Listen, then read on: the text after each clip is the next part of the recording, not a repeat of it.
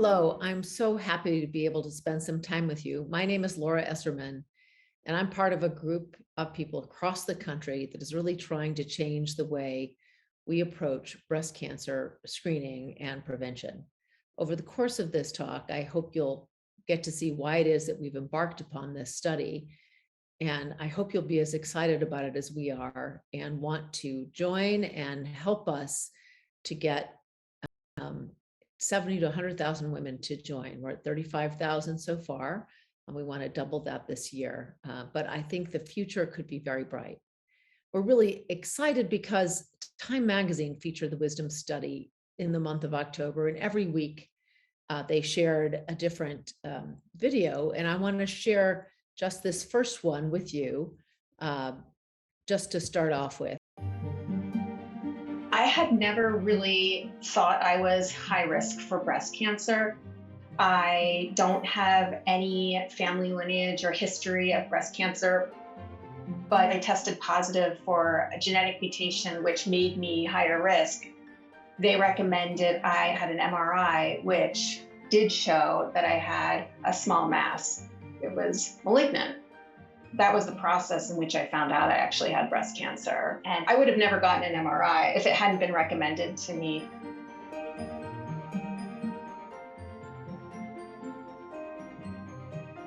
I've always had this vision of the right treatment at the right time for the right person. Not every woman has the same risk. Maybe your risk is high enough that you should screen every 6 months, or use contrast imaging in between mammograms. And then you don't want to torture the people who don't have that risk, doing a bunch of screening and biopsies and extra things that they don't need. So when you put those things together, does it really make sense to have a one-size-fits-all screening approach?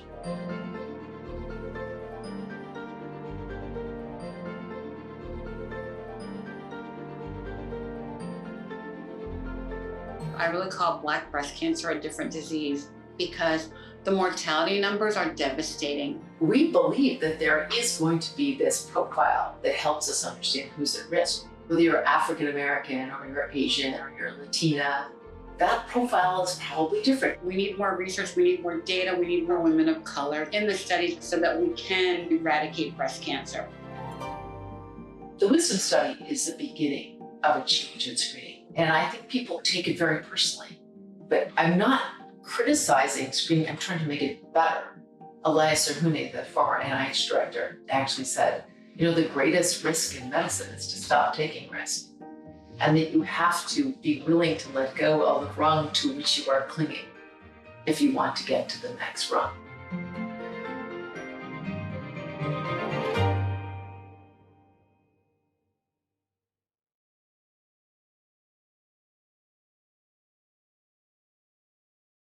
Okay, so now we're going to tell you a little bit more about how we got to where we are.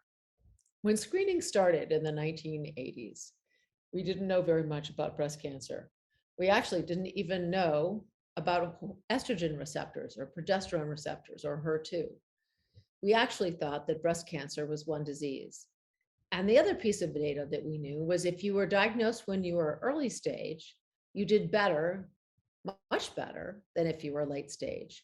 So we thought that there was this progression through the different stages of breast cancer that would eventually kill you. And if only we could find all these cancers early, that would solve the problem, much like the success of cervical cancer screening. But we just didn't understand that breast cancer is much more complex, and it was actually many diseases. In fact, if you think about a cancer starting out as a microscopic cluster of cells to when you can find it in the breast, to the time it gets to the lymph nodes, to the time it gets metastatic, if you think about the time course of that, it is quite different. And if you think about the timing of screening, you could understand why, if you have a very fast growing cancer that's aggressive, screening is unlikely to make a difference because the cancer is going to grow too quickly, and it's going to already be at a point where it's too far if you're relying just on screening. For these kinds of cancers, we rely more on our treatments, which fortunately are getting a lot better, thanks to a number of important developments in finding of new drugs and trials like the I-SPY trial and others that are really trying to hasten or accelerate knowledge turns in that area. And you can see a moderately growing, one with moderate growth, there's where screening is really going to shine. But if you happen to have a very slow growing cancer, you might never have this come to clinical attention. And here you have some potential harm by overtreatment. So one of the goals is to try and make sure that we have the tools to characterize these tumors so that we don't overtreat people if we find them. And it's one of these things, people understand this well in prostate cancer, that you have the chance of finding cancers that wouldn't necessarily kill you. And sometimes the treatments can be worse than the disease. So this is part of our challenge in breast cancer, is to right-size our treatments and to do better with our diagnostics. And surely our screening really should reflect our new understanding of breast cancer biology. And yet we've had years of controversy and conflict about screening. In fact, the US Preventive Task Force guidelines came out in 2009, right around a time we published a paper called Rethinking Screening. And they recommended screening for everyone starting at age 50 every other year and have maybe shared decision-making in their 40s. But the American Cancer Society has recently adjusted their guidelines to be somewhere in between that and what the American College of Radiology or the Society for Breast Imaging recommends, which is annual screening starting at 40 until you're about 5 years away from dying. And everyone else is kind of in between. This does not actually help anyone. And we're still arguing over data that was collected in the 80s. So you have to say, why change? Why change your screening approach? Because despite everything we've done, we still have over 40,000 women in the United States alone dying of breast cancer, despite screening.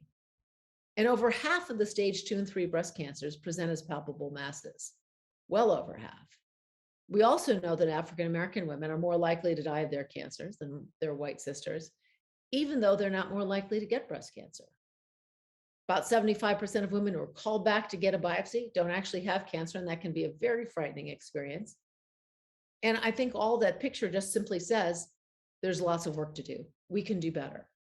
So the first step is to apply what we've learned about breast cancer treatment to screening. And we know there that breast cancer treatment depends on type, so we can do better. Here's just a few interesting things that we know. And that is, if you are a young woman, your chance of having a triple negative breast cancer is pretty high. Well over a quarter of the cancers are these aggressive types of cancer. For most women, this goes down to about 10% over time, but for African-American women, this remains high up until they're about 65 or so. And you can see that there is a higher, even though the incidence between white women and African-American women is the same, the mortality rates are a third higher. And it's not just from triple negative breast cancer. We're actually learning that this is actually from the luminal B or the more aggressive hormone positive tumors. And we're trying to dig into this and trying to understand this better. But this is something that we can absolutely learn about and try and figure out. So if we start here, this is when we think about screening, if we could understand who's at risk for breast cancer and the tools that we're putting in place in this study, in the Wisdom study, actually work, using a genetic test that actually helps, if we can predict who's at risk for these kinds of cancers, we could actually start with this spit test when someone's 30, and we won't miss these aggressive cancers that come before people get to be of screening age. We know that the different subtypes of breast cancer tell us about how much risk you have for progression. They tell us about the timing of that risk, for when you might have that risk of either getting it or progressing with it. And they also tell us about the timing of recurrence if you actually have it. The more aggressive cancers, your risk is in the first 5 years. For the slower growing cancers, you actually can have risk, but that risk is usually later, after 5 years or 10 years. So it's actually really important. These are all clues to help us try to rethink how we should both screen for and prevent breast cancer. So if we look at the country and say, well, who's getting screened? It turns out that we're but they're pretty much even. Hispanic women and Asian women may be a little bit lagging behind African American white women, but pretty much somewhere around in the 60 to 65% of all women are being screened. But we have to ask ourselves, are the highest risk women being screened? Are the lowest risk women skipping screening? Almost assuredly not, because we don't do any kind of systematic risk assessment. So if you think about it, the biggest killer for women used to be heart disease. And that has changed. And it's changed because the cardiologists systematically went about trying to understand who is at risk for dying of heart disease. And they really worked hard to think about how to prevent it. And they came up with early measures like blood pressure and cholesterol, and then medications or treatments to try and lifestyle changes to help really reduce those factors that drove risk. So now your risk of heart disease is about the same as your risk of dying of breast cancer. So we want to change that. We want to try and figure out how to make sure that our risk of breast cancer, of dying of breast cancer, can go down. So who gets breast cancer? Well, it really depends on your risk. It depends on your family history. It depends on your genetics, and not just risk for there are the few mutations. There's about 9 mutations that actually really increase your risk of getting breast cancer. But you also inherit other genes, what we call polygenic gene risk, polygenic risk, which one of them by themselves doesn't mean much, but put all together, these actually do modify your risk quite a bit. Your breast density is also a risk factor. Your age is a risk factor. As you get older, your risk of getting breast cancer is higher. If you happen to be a carrier of one of the inherited genes, your risk of getting breast cancer is actually when you're young, and that's important. Your race and ethnicity, as we've talked about, plays some role. Whether you've had atypia or what kind of exposures you've had, how much alcohol you drink, whether you take postmenopausal hormone replacement, what age you had, if you had children, what age you were when you had children, whether you breastfed, et cetera, et cetera. But we know that it is not likely that one size fits all. Nobody goes to buy a bra and say, oh, I'll just take whatever's on the shelf. You fit it to what your body is.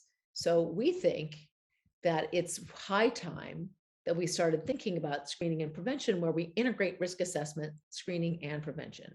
And that we actually put together a modern era trial that challenges the notion that everyone should be screened the same. And part of what we're after is to improve the identification of women at risk for these aggressive cancers, or cancers that can occur between screenings. One of the common things that I hear is that someone said, well, I felt this mass, but I just had a mammogram, so I figured it was nothing.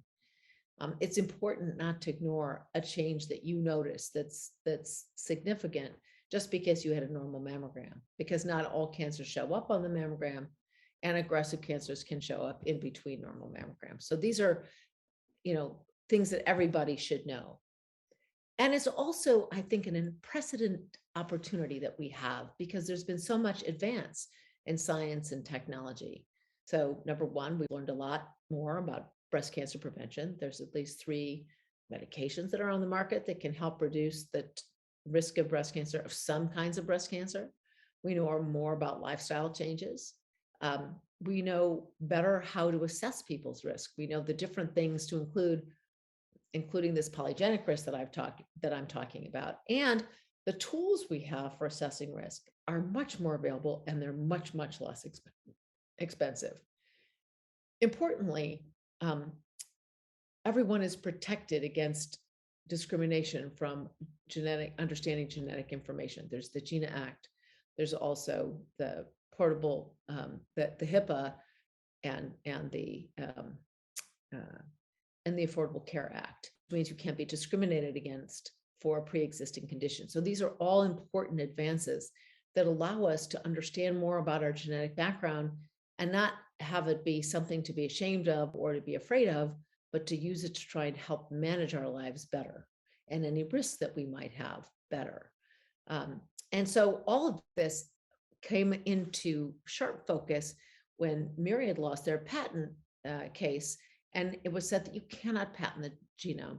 And that opened up the ability for next-gen sequencing to come up with other tests for sequencing that allowed us to look at these many genes, that can contribute to cancer risk, including the 9 that are associated with breast and ovarian cancer risk.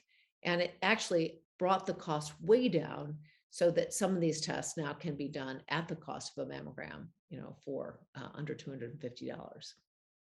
So that has made a huge difference. And so instead of having to ask lots of questions, some people don't know their family history. They can be adopted, they can have small families. There's lots you don't know. Now we can actually know all this. So we put together a study called Women Informed to Screen, Depending on Measures of Risk, the Wisdom Study, to compare a more personalized approach to screening to the standard annual screening of starting at 40. And if you're in the personalized arm, that includes your mammographic density, all the questions about all those risk factors that I talked about, plus this genomic profiling with the 9 genes and the single nucleotide polymorphisms, all these many genes that we know contribute. There are now about 300 of them, and we create a polygenic risk score. It's actually quite simple. If you're in the personalized arm, you just sign up for it. A box comes in your mailbox with instructions. You open up the little cap, spit into it, put the cap back on, stick it back in the mailbox, and a few weeks later, you get your screening profile. But we put all of this together. We use the Breast Cancer Surveillance Consortium model, and combine that with the genetic risk, and that helps us then give assignments. If you're under 50, we can say it's time for you to get screened, or maybe not until age 50, every other year, every year, or every 6 months, alternating a mammogram and an MRI. And if you're in this high risk bucket, we actually have breast health specialists come and counsel you, directly call you to talk to you about the options you have for risk reduction. And again, we know this is all information we know about these 9 genes, and it can be measured. So why not put it into practice? This is what the advances in sciences are about. And you get a lot of information from looking at these multiple low, individually low risk, but together very important. That can explain about a third of risk. So it's actually quite easy to participate. Anyone who has a phone, a tablet, you can go into a library, any place that all you need is a connection. You just have to go to wisdomstudy.org. You have to be between 40 and 74. You can live anywhere in the United States, but you can't have had breast cancer. You don't have to go to a travel center. The only thing that we really require is that you answer the questions once a year, that you keep in touch with us, that you send information if you get called back for a mammogram, or you wind up being diagnosed with breast cancer, that you're willing to follow the recommendations as part of the study. And that's really it. All the study services are rendered virtually. Everything is done through telehealth, and there's no additional visits. We do ask people to help us just upload the information from their mammogram report once a year so we can keep up, because every year we reassess your risk and give you a new screening recommendation. So it's very personal and confidential. And importantly, most trials are randomized, and that means you are, by chance, randomly assigned to either the personalized arm or the annual arm. But in this study, we understand that not everybody wants to be randomized, and some people feel very strongly and they're not going to follow the recommendations, so they might as well pick. So some women may want personalized arm, and some people will want the annual arm, and they can choose that. And that, I think, is very important, because there's a lot we can learn, like whether people prefer the personalized approach or the annual screening approach. It's in Spanish and English. We've really worked to make all of the materials in plain language so that they're easy to access and understand. We actually have a partnership with many communities, because we know that national awareness and community promotion is really the key. When trusted members of the community support something, the people in the community will follow. So we're so excited that all of you have taken the time to learn about this, because all of you have a lot of influence in your communities. And if you talk to people about the importance of this, many people will follow. It's a pretty easy thing to do. Most women between the age of 40 and 74 will spend, set 35 years screening, and we say take 5 years and do it with us. It's really important to us that we extend the study to people of every background and color, because that will broaden the study outcomes and improve the health outcomes for everyone. As I said earlier, nearly 35,000 women in the country have already enrolled. About 10,000 women have learned their genetic risk for breast cancer, and about 1,000 women have learned that they're at elevated risk for breast cancer and have learned about their prevention opportunities. And we hope that we can double this number in the next year. And I know with your help, you'll be able to do that. We have lots of ways in which you can do that. If you're really excited about this and you want to be an ambassador, we'll actually, you just need to get in touch with us, and we'll get you any of the materials that you need. And if you can feature, if you're active in social media and you can talk about it, I think it's good, because it's just, even talking about these issues actually help educate people about breast cancer, and to know, what tools are available for them, and to make sure that people know that if they find a mass, for example, in between mammograms, to not ignore it, because that, I think, that's a big misconception. It leads to delayed diagnosis for people. So we hope that you'll join us and give the gift of wisdom this year, and encourage people to participate so that we can change the future and make it better, because this is just the beginning. What we want to do is be able to screen and be able to predict who's going to get what kind of breast cancer. And that's actually going to really open up the door for us to be able to think about how we can start to prevent these different types of breast cancer. The treatments for each of them are different, and I'm sure the prevention approaches should be as well. But if we can't start understanding who's at risk for these kinds of cancers, we really can't push prevention in the way that it should be pushed. So thanks so much for your attention. It's really a pleasure to talk to you, and I'll be happy to answer any questions.